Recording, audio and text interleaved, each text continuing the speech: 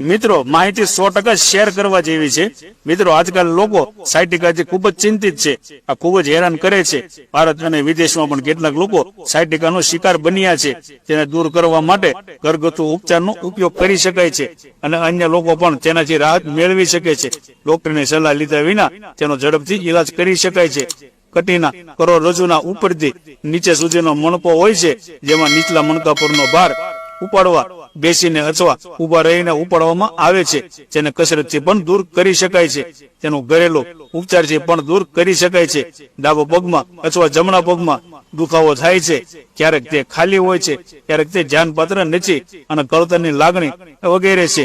ખાસ કરીને ચાલવું પણ ધ્યાનપાત્ર નથી। જો જમણા પગમાં સતત દુખાવો થતો હોય તો તે પગની પાની ડાબા પગ પર રાખી માથું નીચું કરીને ઊંડો શ્વાસ લેવાથી નસ તેની જગ્યાએ આવી જાય છે અને દુખાવો હંમેશ માટે દૂર થઈ જાય છે। આ દિવસમાં 2 વાર કરવું જોઈએ। બીજો ઉપાય એ છે કે જમીન પર સૂઈ જાઓ અને નાના પગને ખસેડો, જેથી ન્યુરોલજી દૂર થઈ જાય। આ વ્યક્તિઓએ ઇડલી, ખમણ, ઢોકળા વગેરે જેવી આથાવાળી વસ્તુઓ ન ખાવી જોઈએ। સંતરા, ખાટા ફળો, લીંબુ વગેરે ખાટા ખોરાકને ટાળો અને વાસી ખોરાક ટાળો। દૂધ પણ ન ખાવું।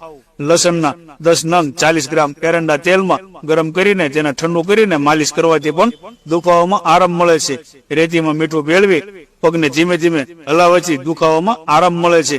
જાયફળનો પાવડર લગાવવાથી દુખાવો પણ થોડો સમય માટે દૂર થઈ જાય છે અને ઘણો ફાયદો થાય છે।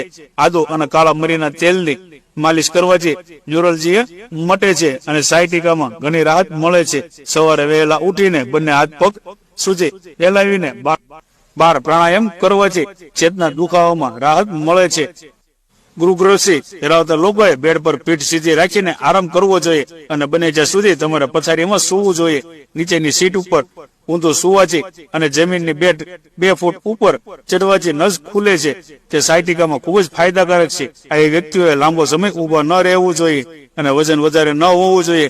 કોઈ પણ કામ કરતી વખતે વધારે વજન ન ઉઠાવો। વિટામિનથી ભરપૂર ખોરાક લેવો, જેથી આવી ઉણપને દૂર કરી શકાય। આવી વ્યક્તિએ દરરોજ સવારે કસરત અને ચાલવું જોઈએ। આ નસોમાં રક્ત પરિભ્રમણને વધારે છે અને સાયટિકાને અટકાવે છે। મિત્રો, આનાથી સારી તમારી પાસે કોઈ ઈલાજ હોય તો કમેન્ટ કરીને